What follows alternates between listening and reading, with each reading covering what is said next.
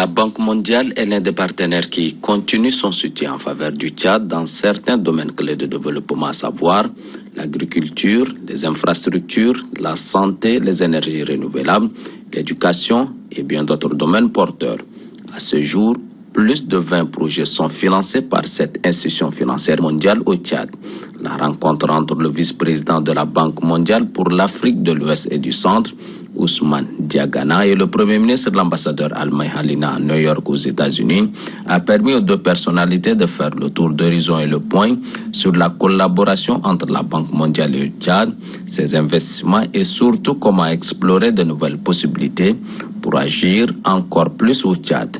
Le chef du gouvernement a exprimé à cette occasion sa gratitude envers la Banque mondiale avant d'émettre le vœu que la Banque mondiale soutienne encore plus le Tchad dans la gestion de la crise liée à l'afflux de réfugiés soudanais, la gestion de catastrophes naturelles enregistrées cette année et bien d'autres défis.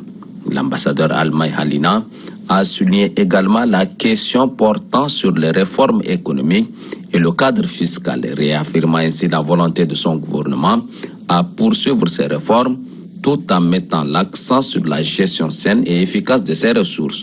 Le premier vice-président de la Banque mondiale, Ousmane Diagana, s'est félicité de la bonne collaboration entre son institution et le Tchad. Ainsi, il fait montre de sa volonté et celle de son institution d'appuyer encore davantage le Tchad, car le Tchad mérite plus qu'un accompagnement des différents partenaires au développement.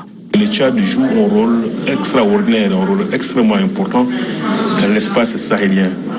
C'est un pays qui jouit d'une certaine stabilité et qui apporte, de par son expertise et ses moyens, des ressources quelque part pour contribuer à faire de l'espace sahélien un espace de stabilité, un espace de prospérité. Le Tchad est un pays d'accueil de beaucoup de réfugiés et nous savons que la présence de ces réfugiés impacte sur les ressources du Tchad, sur les services dont le Tchad dispose pour mettre à la disposition de ces populations.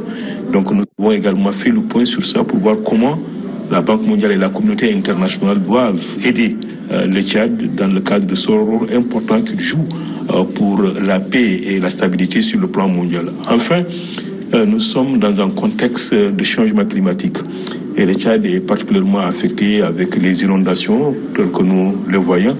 Et ceci s'est traduit bien entendu par la perte des richesses des populations les plus vulnérables. Et donc tout ceci, pour pouvoir les adresser, il faut une réponse rapide de la communauté internationale.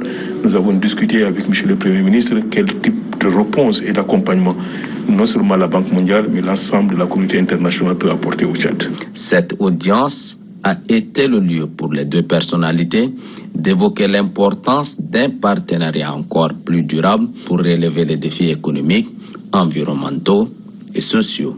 L'entretien a permis également de souligner la nécessité d'organiser une rencontre annuelle de haut niveau où l'accent sera mis sur les projets de développement en cours d'exécution et d'explorer de nouvelles opportunités de collaboration stratégique entre la Banque mondiale et le Tchad.